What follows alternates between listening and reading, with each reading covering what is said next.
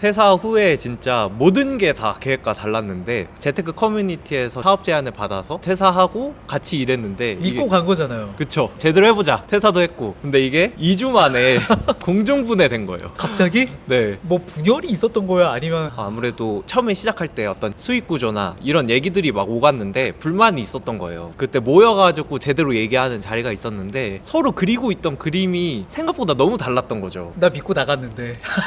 더 이상 진행할 수 없겠다라는 생각이 들어서 정리를 하자라고 결심을 했었죠, 그때. 그때 좀 어떠셨어요? 그러니까 진짜 멘붕이었어요. 말 그대로 멘붕이었고 근데 어떡하나, 진짜 돌아간다고 얘기를 해야 되나, 나 이거 다 얘기하고 이렇게 해서 나왔는데 머릿속이 새하얘지더라고요. 나는 진짜 연봉 9천 버리고 지금 나이에만 할 수 있는 경험이다, 도전이다 싶어서 믿고 나왔는데 출근한 지 2주 만에 갑자기 공중분해가 된 거야. 네. 졸지에 이제 뭐 해야 되나, 진짜 나 큰일 났다. 진짜 세된 거죠 그냥. 네.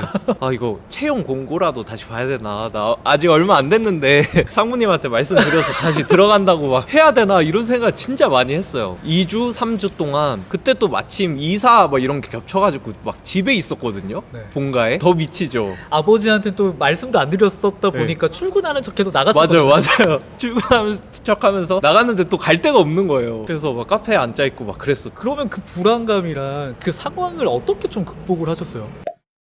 퇴사를 하고 자기 거를 하는 친구였는데 일론 머스크가 창업할 때 이야기를 해줬었는데, 마트에 가서 냉동 핫도그랑 오렌지를 사가지고 30일 동안 $30로 내가 버틸 수 있으면은 생활비가 $30로 유지되는 거잖아요. 내가 $30 못 벌겠어? 이런 마음으로 했다고 해요. 그러니까 3만원, 그게 아니라 뭐 30만원이어도 그 정도 못 벌겠냐, 이런 얘기를 저한테 해주는 거예요. 굶어 죽진 않는다. 어느 정도는 버틸 기간이 된다고 하면은 너가 하고 싶은 거 해봐도 충분하다. 그게 되게 위안이 됐었어요. 어떡하지? 돌아가야 되나? 막 이렇게 혼란인데 그런 말을 해주니까 아, 망해도 나 이럴 거 없구나. 네, 맞아요. 그 불안한 이유가 잘 알지 못해서라고 하잖아요. 만약에 진짜 망했을 때 어디까지 갈 수 있나를 해보면은 좀 알 수가 있는데, 다행히도 저는 빚은 없는 상태니까 그러면은 뭐 무서울 게 뭐가 있나, 빚만 안 지면 되지 라는 마음으로 바꿀 수가 있었던 것 같아요.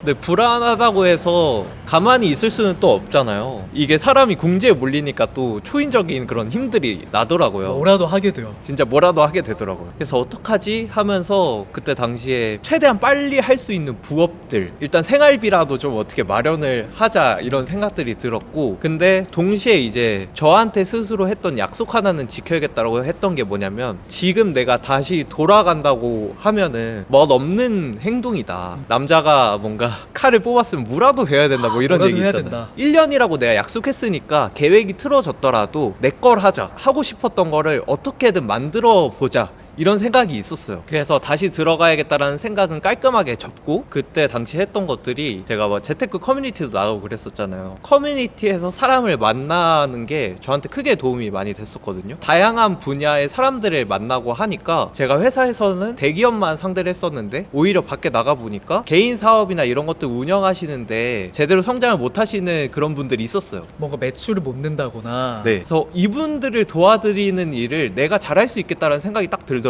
왜냐면 나는 경영 컨설팅을 전문적으로 했으니까. 네, SNS를 통해서 내가 지식과 정보들을 알려드리는 일들을 하다 보면은 분명 기회들이 더 많아지지 않을까? 그 생각을 딱 그때 하게 됐어요. 퇴사 후에 한 달 정도 지난 시점에서. 멘탈이 한번 무너졌다가 복구되는 과정에서 공지에 몰렸으니까 네, 네. 저질러 봐야겠다는 생각 때문에 일단 하셨던 거죠. 네, 맞아요. DM도 보내고 한번 만나서 얘기 좀 나눠보자, 제가 이런 것들을 할 줄 아는데 한번 도와드릴 수 있을 것 같다, 이렇게 얘기들을 하면서 풀어냈었죠. 확실히 이게 너무 중요한 것 같은 게, 내가 어떤 능력이 있고 어떤 커리어가 있고 어떤 스토리가 있는지를 아무도 몰라요. 맞아요. 아무도 모르면은 나한테 기회가 어떻게 오겠어요. 사실 이 기회를 만들기 위해서는 결국에 내가 누구인지를 세상에 퍼뜨려야 되는데, 그걸 무료로 할 수 있는 게 바로 SNS고 컨텐츠라는 거죠. 근데 사실 그 과정에서 약간 심리적 저항도 있긴 했어요. 아, 내가 뭐라고 라는 생각이 좀 들어서 그때마다 실질적으로 사람들을 만나면서 되게 도움을 많이 받았던 것 같아요. 내 이야기가 도움이 된다라는 것들을 계속 확인하고 이러면서, 아, 내가 가려고 하는 길이 어느 정도 틀리지 않았구나 라는 확신을 가지게 되니까 더 열심히 내 거를 올리게 되고 하더라고요. 처음에는 우리는 월급을 받는 입장이었지 누군가의 문제를 해결해주고 그 대가를 받는 사람들이 아니었잖아요 사실. 네. 내가 갖고 있는 능력이나 내가 갖고 있는 정보를 제공하면서 돈을 벌어도 되나? 하는 저항이 있어요. 있어요. 내가 막 엄청난 사람이 아닌데 내가 감히 막 이런 생각이 있는데 누군가는 우리의 능력을 필요로 하더라고. 우리는 그분들의 문제를 해결해 드리는 거고 그러면서 그 대가로 수익이 생겨나는 거고. 아까도 말씀드렸다시피 소규모 비즈니스 운영하고 계신 분들이 어떻게 하면 좀 더 규모를 키울 수 있고 잘 꾸려갈 수 있는지 그런 것들 봐드리고 컨설팅 해드리고 그런 일들을 이제 하고 있습니다. 그럼 솔직하게 9천 벌 때보다는 못 벌 수밖에 없단 말이에요 사실. 네네. 어때요? 만족도는 어떠세요? 일단 돈으로서 보면 경제적으로는 진짜 많이 떨어지죠. 많이 힘들어요. 생각보다 쉽지가 않고 이상과 현실은 너무나 다른 건 맞죠. 근데 그거를 빼고 이제 그냥 삶의 만족도라고만 보면은 되게 만족하는 부분도 커요. 왜냐면 좀 더 뭐 실질적으로 그분들을 도와드리면서 얻는 만족감이라는 게 있는 것 같거든요. 왜냐면은 회사에서는 사실 내 것이 아니라 어떻게 보면 회사 일을 해주는 거잖아요. 그러다 보니 이게 아무리 잘 끝나도 내가 회사 일을 해준 게 되다 보니까 100% 뭔가 차오르는 느낌은 없거든요. 근데 나와서 이제 그분들과 실질적으로 대화하고 소통하고 하면서 만들어 드리는 과정들을 겪었을 때 온전히 다 제게 되는 거잖아요. 그때의 만족감은 확실히 좀 비교할 수 없는 것 같긴 해요. A부터 Z를 다 해야 되잖아요. 회사에서는 사실 어떻게 보면 맡은 업무가 D부터 F 막 이렇게 좀 쪼개져 있다고 하면은 나와서는 모객부터 시작해서 마케팅, 기획, 뭐 자료 만들고 미팅하고 이런 것까지 혼자 다 해야 되니까 그런 부분에서 되게 배우는 게 많아졌어요. 뭘 해도 뭔가 이게 처음부터 삽질해서 할 수 있겠다라는 그런 자신감도 생기고 부딪히는 힘도 생기고 만약에 내가 지금 이 일이 아니라 다른 일을 한다고 하더라도 약간 시야가 넓어지는 느낌? 그런 부분들은 정말 되게 확장해서 배울 점이 많았죠. 단점은 뭐 연봉이 9천만 원 이렇게 됐었을 때는 사실 좋은 데를 많이 다녔어요. 가격표 잘 안 보고 사실.